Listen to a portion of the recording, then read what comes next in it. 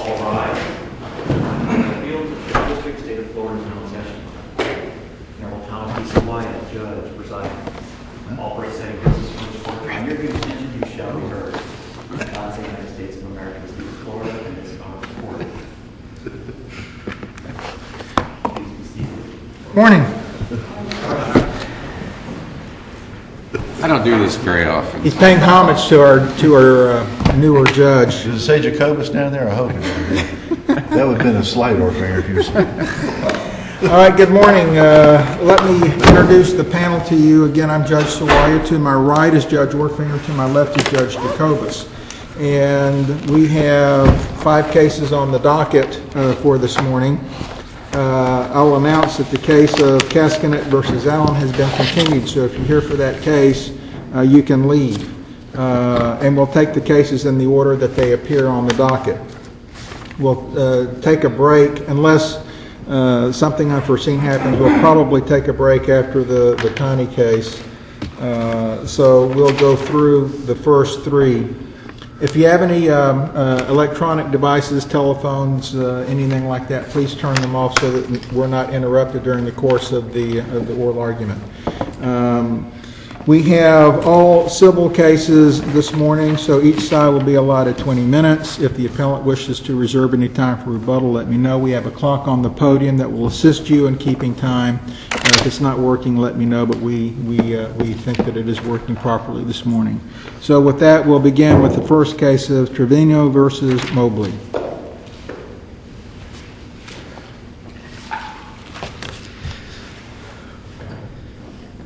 Morning. Good morning. May it please the Court, my name is Kevin Franz, and I'm here on behalf of Javier Trevino. I respectfully request 7 minutes and then 3 in rebuttal. My colleague, Mr. Jim Edwards, is representing the parents of Mr. Trevino, and he respectfully requests 7 minutes and 3 for rebuttal on the cross appeal. Okay. The lower court erred by directing a verdict finding that Javier was driving the Hummer at the time of the accident because the evidence was inconclusive and contradictory. Now, of course, all evidence and inferences must be given in the light most favorable to the non-moving party. In this case, would be Javier Trevino. If the evidence is not universally in favor that Javier was driving and presents varying inferences, the directed verdict should have been reversed. And this is especially true in negligence cases. Judge Sawaya, as you stated in Marriott International versus Perez-Melendez, motions for directed verdict in negligence cases must be treated with extreme caution because of the applicable standard of review and because it is the province of the jury rather than the trial or appellate court to weigh and evaluate the evidence. And that's exactly what the lower court judge did here. He weighed the evidence. And here's the evidence that's conflicting and contradictory. What's the conflict, do you think? What conflicts? John Ballantyne is the eyewitness to the accident. He saw a male come out of the front passenger side door and pull out Javier Trevino from the driver's side, 2 men in the front. Right. Emily Varan is the DNA analyst. She testified that the DNA in the front of the car belonged to a female, Shanique Thompson. Didn't everybody else say a female was in the passenger side? All the passengers in the car? All of the 3 passengers testified that the female was in the passenger side, but that's where they all said Javier was driving. They all said Javier was driving. Conveniently, it was to their benefit. What's Javier say? Javier was not there, so it was convenient to place. I mean, did he say anything about him being the driver? Or? No, he was not there at the trial, so he didn't testify about whether or not he drove. Didn't he do? Weren't there interrogatories propounded to him? He pled the Fifth, and Your Honor is correct that there's an adverse inference, but that alone is not sufficient to place him as the driver. Everybody said he was the driver, and Mr. Ballantyne seemed to say that it looked like him, a male that was being pulled out that had something wrong with his leg, maybe, correct? That's correct, but the DNA analyst did not find any of Javier's DNA in the front, and that, well, he didn't bleed. He wasn't bleeding, was he? Well, we don't know, and that's a good question. How does the lack of evidence create an inference that he wasn't driving? You've got positive evidence from 3 people that he was driving. You have reasonably positive evidence from the bystander who said he sees somebody pulled out of the driver's side that appears to be your client, although he can't say definitively. So is the best evidence you have or the lack of evidence that there was no DNA to support that your client was behind the wheel? Well, the DNA shows that a female was in the front, and the testimony from the three individuals are all questionable. The female said she was in the front, wasn't it? She had an injured foot, I think, and she was cut. She was bleeding. One of them was, but again, the Hummer rolled twice, and there was testimony that only one of them was probably wearing a seatbelt. The point is, these are all questions that, and very likely, it's possible the jury would find that Javier was driving, but the point is that every single inference must be given to the non-moving party. So the DNA, the question as to the DNA, the fact that Kenny changed his story as to where he was seated from when he was asked the first time to the trial, the fact that Shanique changed her testimony about marijuana use at trial, and the fact that Sasha... The jury heard all the evidence and testimony and came to its conclusion, and you want us to reverse that and say that was the wrong conclusion. It was a directed verdict. Well, it was a directed verdict, so the jury didn't actually have a chance to come to... The trial court said that Javier was the driver, correct? That's correct, Your Honor. That the parents were the owners? Yes, yeah.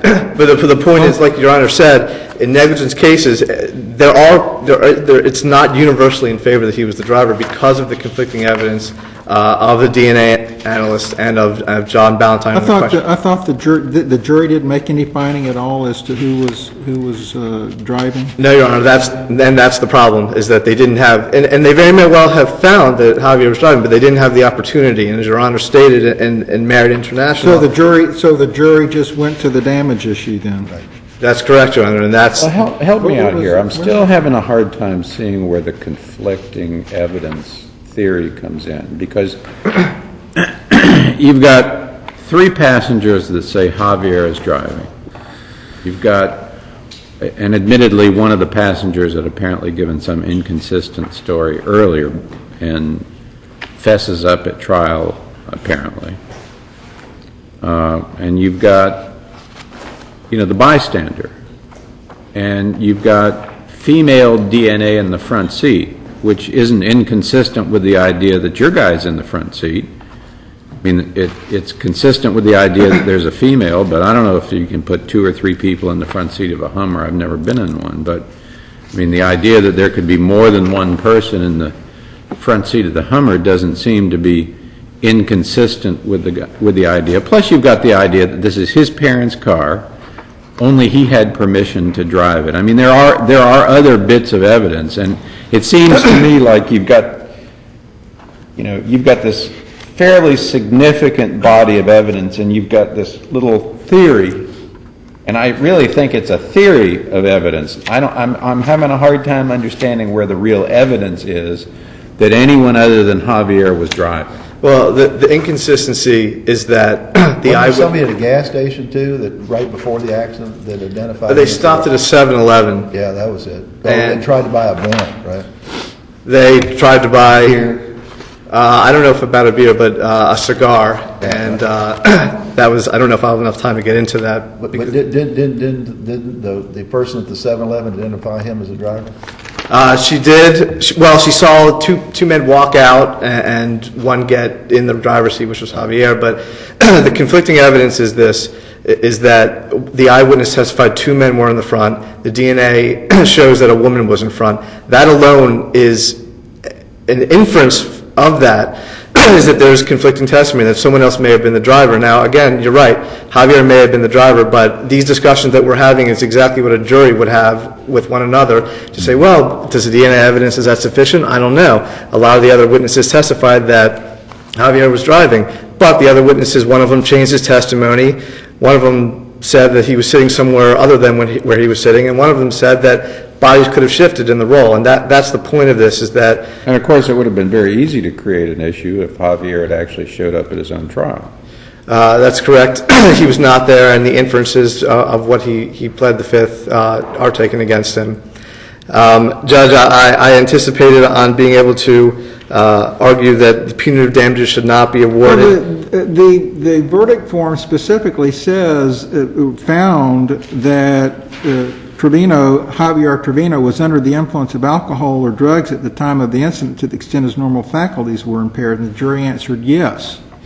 Yeah. And that clearly means he was, at least the jury made a inferential finding that he was the driver at the time, didn't they, when they came to that conclusion? I don't believe so, Your Honor, because the judge said as a matter And of... what difference would it make then whether he was under the influence of alcohol or not? Well, that comes into play for punitive damages. Now, again... I know that, but at least the jury answered yes, that he was under the influence of alcohol to the extent that his normal faculties were impaired, and that clearly goes to whether he was driving or not, didn't it? No, the only reason it got to that point is because the judge told the jury, point blank, he was driving. So they had no other choice other than to then move to that question and answer it. Your Honor, I would also respectfully request, I don't have time, that there is insufficient evidence to show that he not only was smoking anything, but in fact they had to prove that he was intoxicated.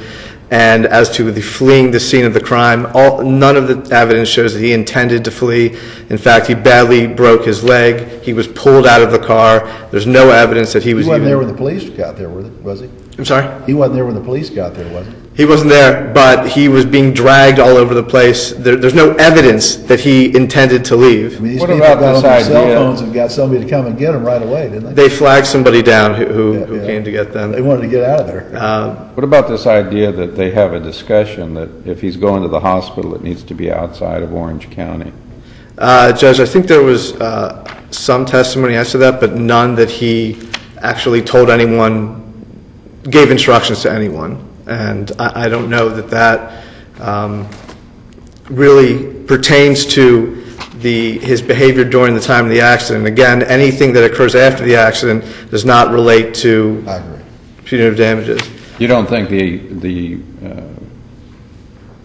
legal duty to stay and render aid or at least report to the police and that sort of thing is indicative? I mean, I can understand if there was some evidence that he had gone to the car and looked and said, well, she's deceased, there's nothing more I can do, I'm desperately in need of assistance, I'm going to go to the hospital. But the evidence was that these guys all scattered like cockroaches as soon as this accident occurred. Well, the only evidence you have is that he was immobile. He was unable to move. There's no case law in Florida that says that fleeing a scene allows punitive damages. The only two cases that I discussed at length in the briefs, in both of those cases where punitive damages were awarded, the testimony was that the defendant wanted to flee the scene, and there simply is no evidence of that in this case. Well, don't you think it goes back to whether he was intoxicated, maybe he'd been smoking marijuana? In other words, I mean, that's what you could infer that from wanting to leave. I agree with you. I think that just leaving the scene itself is not enough. And Judge, I'm sorry for going over my time, but... Mr. Edwards is even sorrier. I know. I would respectfully sit down. I just wanted to answer all your questions. I know you had many. So I would respectfully request that the directed verdict finding him as a driver be reversed, and that the punitive damages not be allowed because there was no fleeing the scene and there was insufficient evidence that he was... Well, there's evidence of speed, no headlights on, Well, there's also, passing in a passing zone. there's also evidence All that... those things were there, correct? Correct. There's also evidence, though, he was about 10 miles per hour over the speed limit. He did try... There is evidence from Ballantyne that he tried to swerve back into the lane when he saw this over the hill, so there's no intent on his behalf. So thank you very much.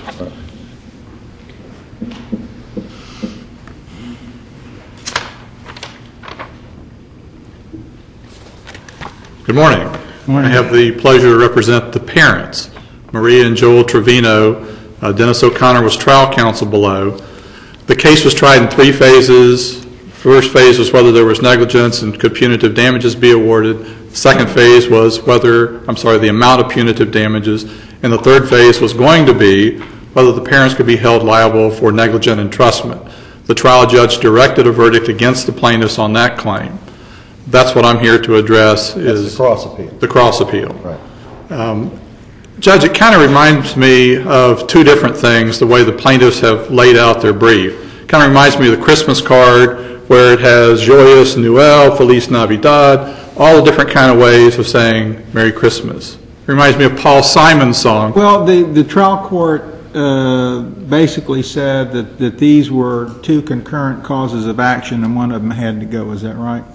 although one is based on vicarious liability, the other is based on direct liability. Well, he went with the Clooney versus Geating case and essentially said they were concurrent theories. Right. One subsumes the other. Make any difference? It didn't make any difference. Why doesn't it make a difference? If one is based on vicarious liability and the other is based on direct liability?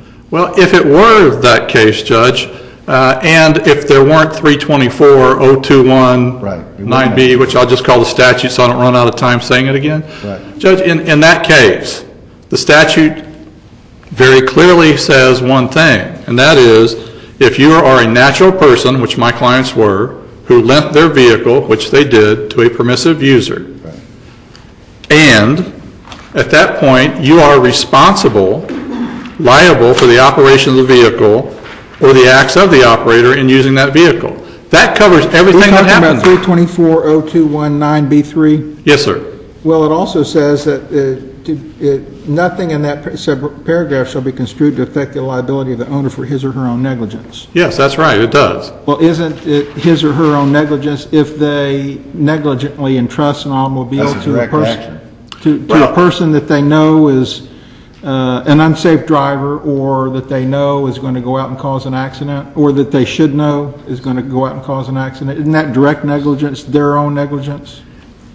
It is not direct negligence. Well, haven't we looked at it? I mean, the courts have said that's a separate cause of action. Exactly. They've said it's a separate cause of action, and that's the whole thing I'm getting to. No matter what you call it, whether you call it respondeat superior, master servant, dangerous instrumentality, negligent entrustment, it all comes back to the same thing. My clients are being sued because they lent their car to a permissive user who drove the car negligently. But there's a difference between the two.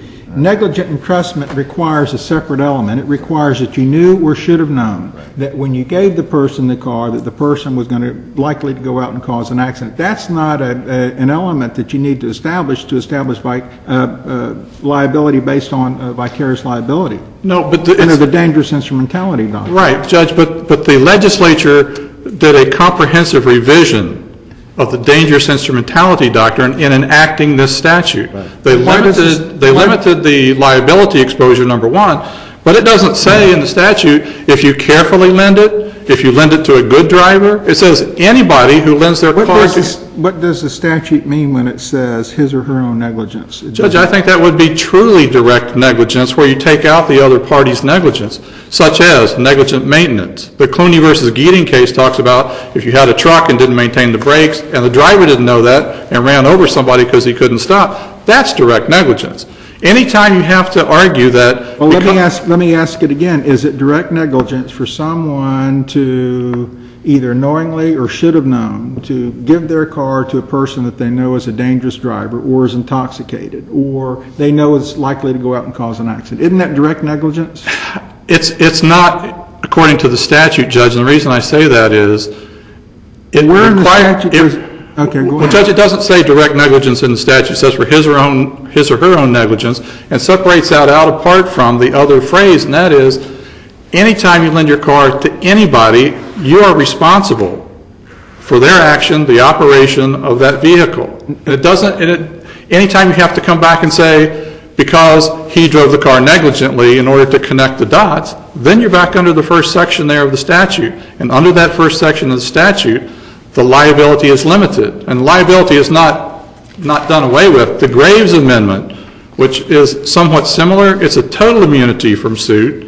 And in that statute, you have no immunity if there was negligence on the part of the owner. That's not what it says here. That's not what our statute says. So you're saying that it should be interpreted his or her own negligence to mean if they're the ones that are somehow responsible for negligently maintaining the car, they know the car is dangerous, yes, that's direct negligence. But if they know that the driver that they lend the car to is dangerous, that's not? Exactly, Judge. It may be a poor policy, it may not be the wisest thing in the world, but it's our legislature gets to choose the policy. If they want to say any permissive user, which is what they said, that's a negligent, that's a drunk, that's somebody without a license, that's any permissive user. Now their own negligence, you have to be able to take out of the loop there the negligence of the driver, because anytime it's based on the operation of the vehicle or the acts of the driver, you're back into that first section of the statute, which limits the liability.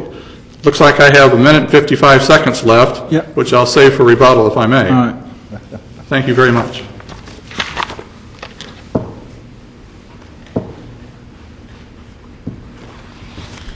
Good morning, may it please the court. I'm Jamie Bloody-Moses from Fisher Rushmore in Orlando. I represent Rita Mobley as the appellee and the cross appellant.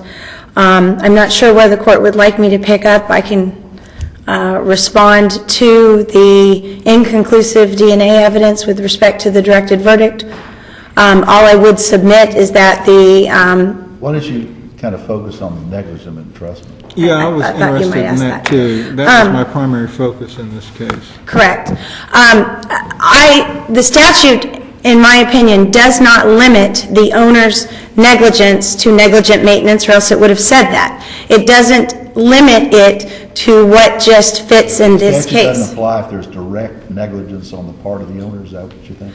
That's the way I read it. I mean, it specifically says, nothing in this subparagraph shall be construed to affect the liability of the owner for his or her own The negligence. court does recognize the tort of negligent entrustment, correct? Correct. Correct. That would be, I mean, their own negligence would be. Correct. And Wasn't the primary purpose of the statute to put a cap on a certain segment of damages? You know, when the dangerous instrumentality doctrine is invoked, given the fact that it's based on imputed negligence rather than direct negligence. I always thought that was the purpose of the statute. I mean, Correct. what do you think it is? Correct. Well, and I agree with you, and it's repeatedly mentioned in the answer brief on cross appeal that this is a strict liability statute. It doesn't matter who you give your car to be responsible up to $100,000 or $300,000 under 324.021. The negligence in this case is that apparently Javier had a bad driving record and a criminal record, and they still entrusted him with this dangerous instrumentality, and not only just a little Ford Escort, but a huge Hummer that resulted in Heather Mobley's death. If the legislature had intended that this statute limit the owner's liability to negligent maintenance or faulty brakes or something like that, they could have said that. But they don't say that. They say if the owner's negligent, this statute doesn't apply.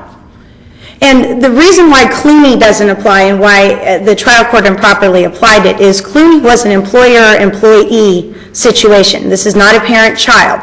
It is an employer that was vicariously liable for the acts of their employee. There was no dangerous instrumentality doctrine.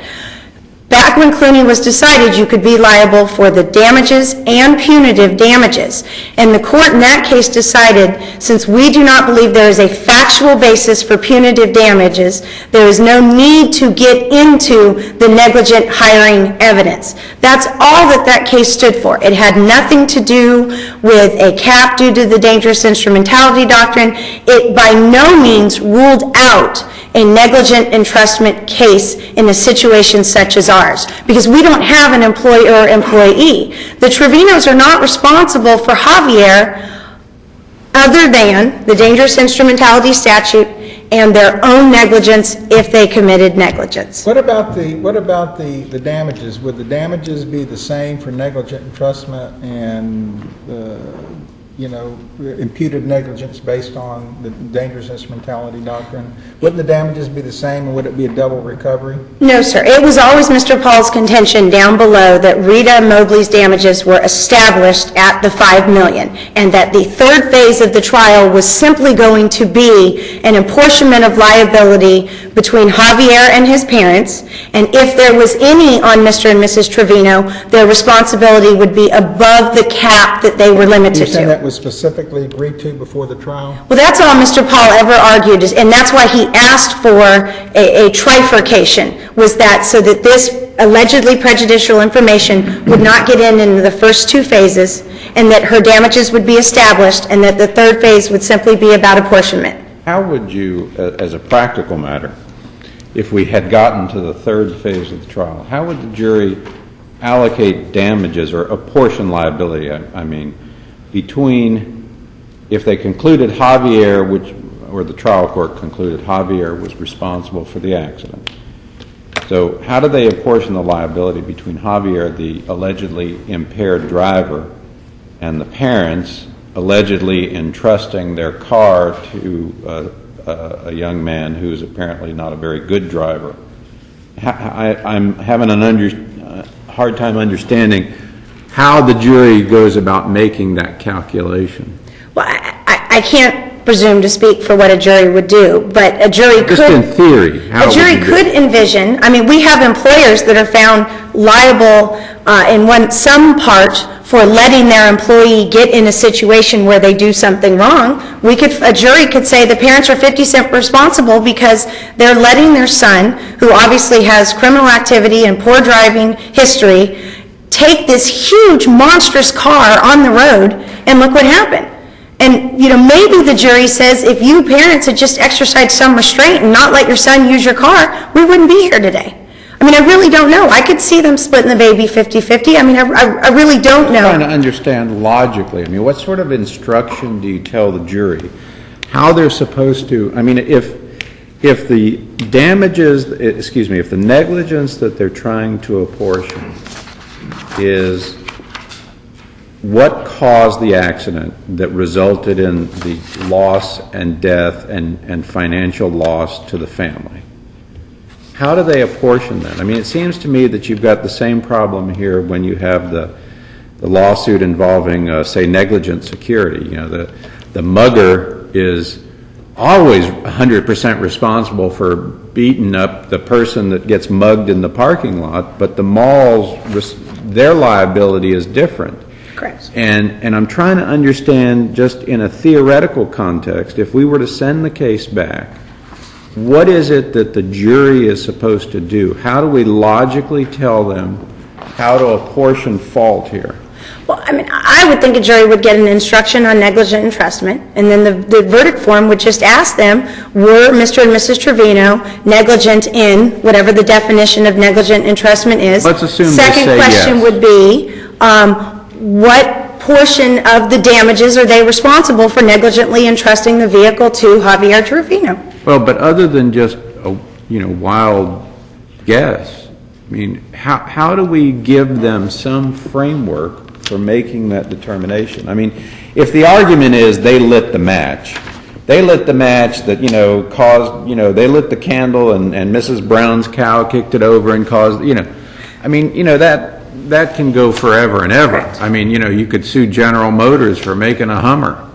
Well, I mean, They shouldn't have made a car that was so big that they would know would be entrusted to testosterone fired young men, and I mean, you can go on forever. right, and I would submit that would not get past even a summary judgment stage. But here, we have the parents. Apparently, there was evidence, and it's not in the record, but there was evidence of a criminal history and a poor driving history. There is evidence of that would have been presented to the jury, and whether the Trevinos should have ever let their son touch this vehicle. I mean, this isn't 3 times removed. They gave him the match to light the grenade. I'm with you in the sense that I'm sympathetic to the idea that the language in the statute that says this doesn't count for your own negligence actually means something.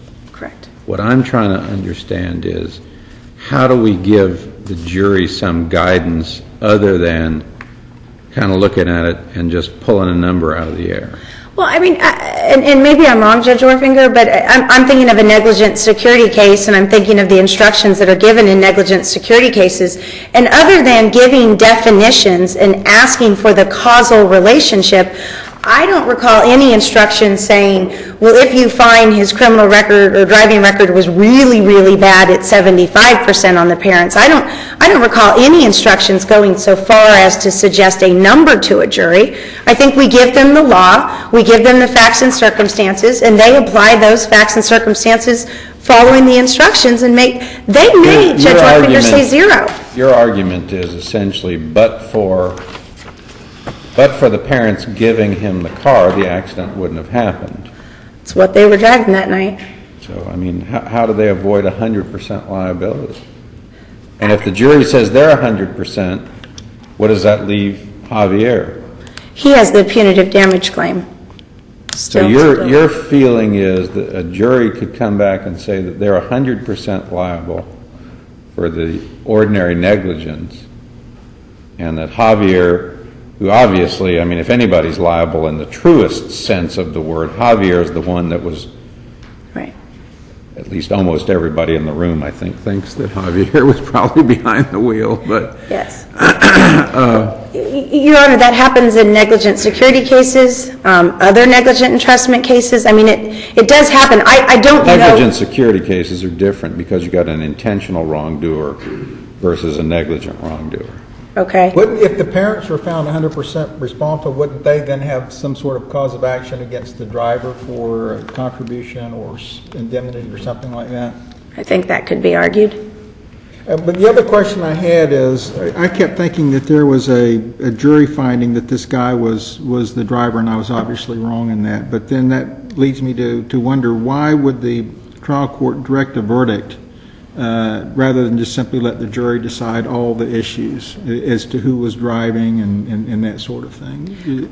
I mean... I was just curious as to why the trial judge would do that. I mean, he was asked. I mean... He was asked, but I mean, there is the evidence, there was some conflicting evidence there, and so I was just wondering.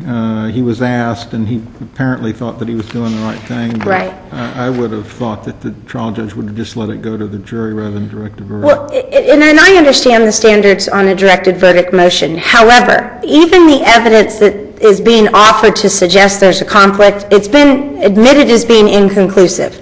All that the evidence revealed is that there was a woman in the front of the car. That's it. One important fact that hasn't been brought up, the blood that was found in the back specifically excluded Javier. So there was a specific finding that the male blood in the back of the car was not Javier.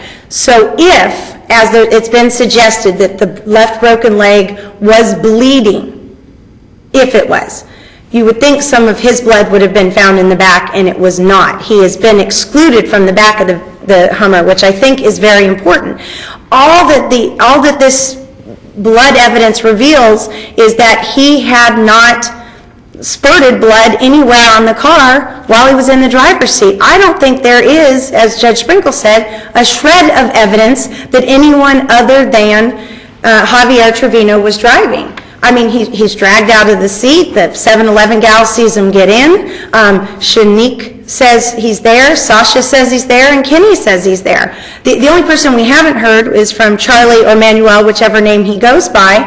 But he's a backseat driver as well. I would give you, if one of them said, no, it was the other gentleman who didn't testify at trial. If one of them had said it was Charlie or Manuel that was driving, it's got to go to the jury. But when you have the 3 actual passengers in the car, each of them putting them there, it seems to me it's okay. There's no way the judge couldn't let it go to the jury. I mean, had to let it go to the jury because that's what the evidence revealed.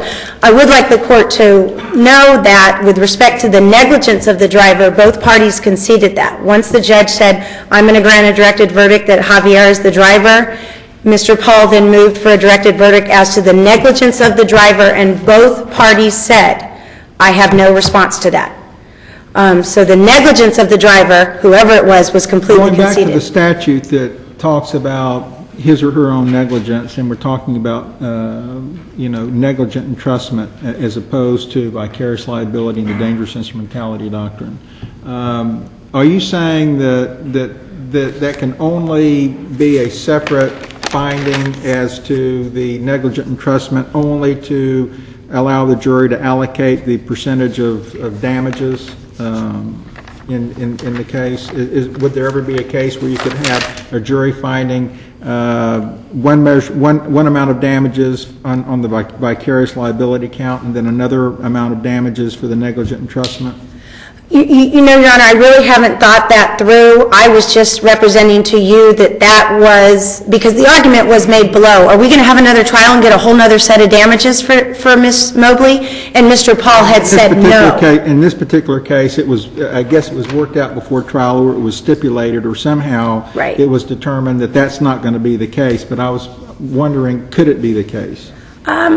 You know, I haven't thought it through, Your Honor. I know that at least in an auto case, the problem is there is that evidentiary issue because a driver's past record is not supposed to be used as evidence against them as negligence. Therefore, there would be a real problem with trying them together. I appreciate that, and that the cases would have to be broken up. Could you have separate damages, separate amounts of damages? What I'm saying is I don't know how you would prove separate amounts of damages, except maybe to have 4 parts of a trial, which I think would be unruly. I don't think Ms. Mobley's damages are any different because Javier killed her daughter, or the Trevinos let Javier use the vehicle that killed her daughter. I don't think her damages are different. Her pain and suffering is different. Maybe if there was some property damage, I'm trying to think, there was property damage for the Ford Escort, and whether that should be their responsibility and not Javier's. I really haven't thought through it, and I apologize that I haven't, that I did not anticipate that question. All right. If you would like, I can give my 4 minutes to the other side for their rebuttal. We would ask that you affirm the judgment below with respect to all of the issues, the compensatory. Would you really want to give your time to the other side? I don't think I've ever heard anybody make that offer. I don't mind. I love oral argument, Wow. even Judge watching the Schwartz other thought side. that Ms. Moses was too nice. Yeah, Wow. Judge Schwartz definitely said I was too nice. Christmas time is Christmas time. Okay, very good. Thank you very much.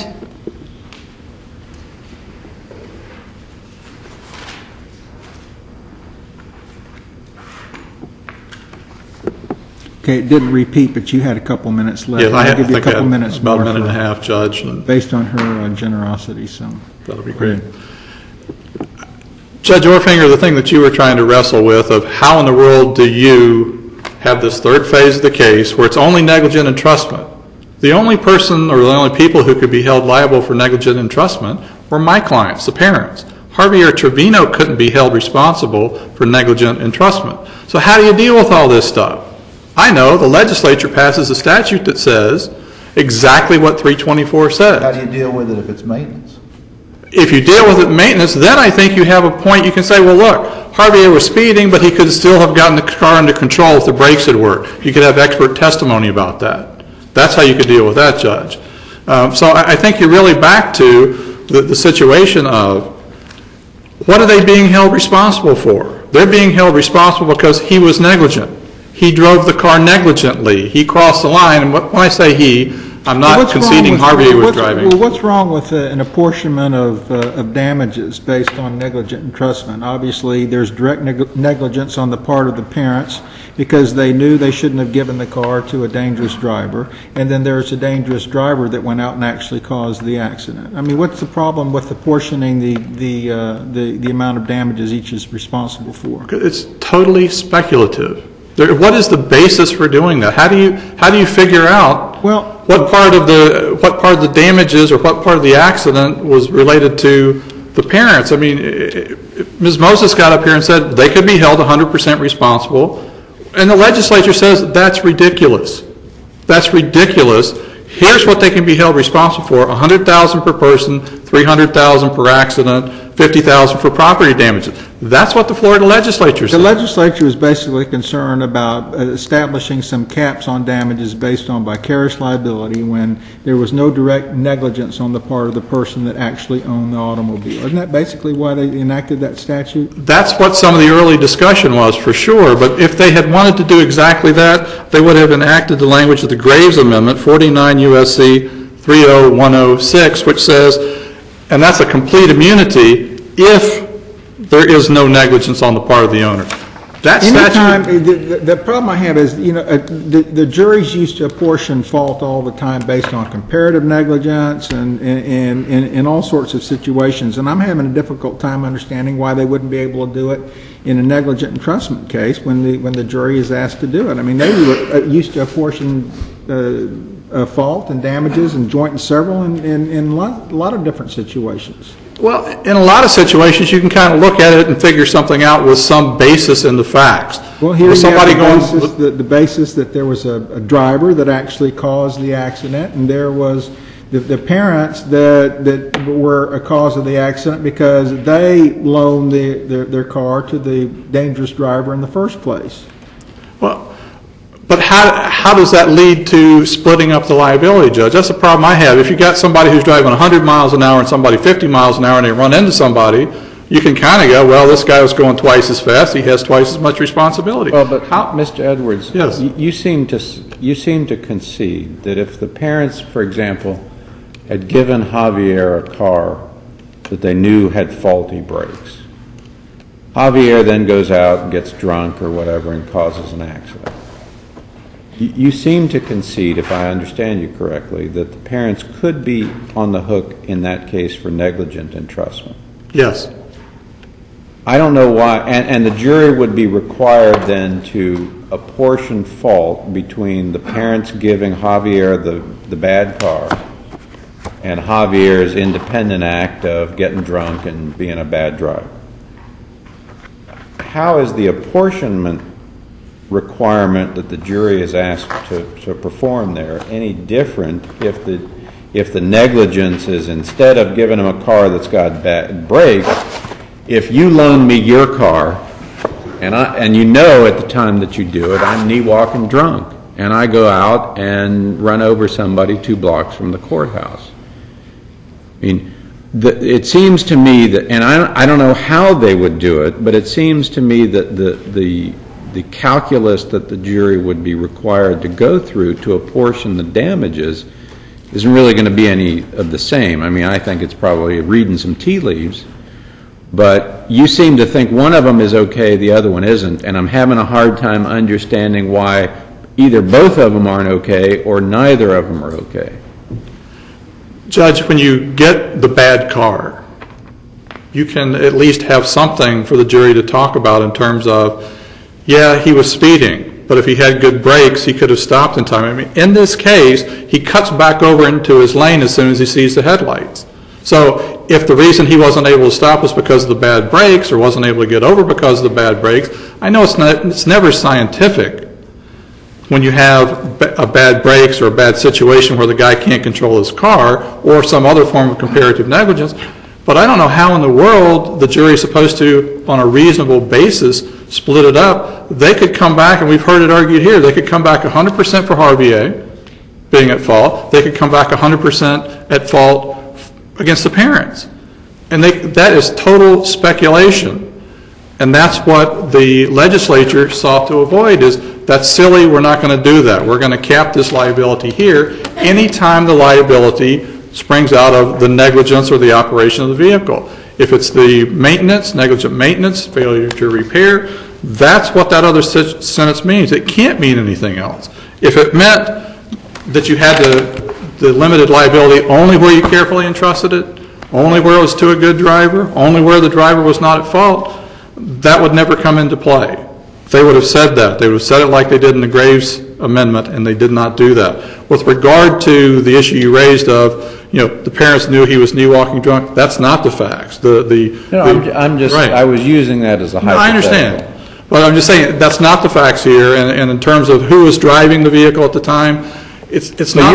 Your theory would be that if you loan me your car, and you know I am absolutely pie-eyed, that your liability, despite the fact that I think most people would say that giving a car to someone you know is just knee walking drunk is a negligent act, your view of the statute is that you're capped at 100. Yes, I think it may be a stupid idea for the legislature to have limited it in the way they did, but that's what the language of the statute says. But you think you would reach a different conclusion if you give me a car that has bad brakes, and you know it has bad brakes or no brakes, and then I go out and I also do something negligent, it may not be getting drunk, but I'm just speeding. Right. And it's a combination of bad brakes and speeding that results in the accident. So you think that's a different situation than entrusting a person that you know is drunk with a car? Well, it's different only under this statute. In terms of whether it's a good idea, in terms of in the abstract, do I think it's a good policy? No, I think they probably should be treated the same policy-wise. I didn't make the policy, the legislature did, and that's why if there weren't 324, we wouldn't be here talking about it. But there is 324, and I don't think we can ignore it because it does fit so squarely in the first, and the negligence that's being discussed there, it can't mean anything other than negligent maintenance. You've gone over your time. Right, thank you very much. Thank you both very much. Well argued on both sides. Next case.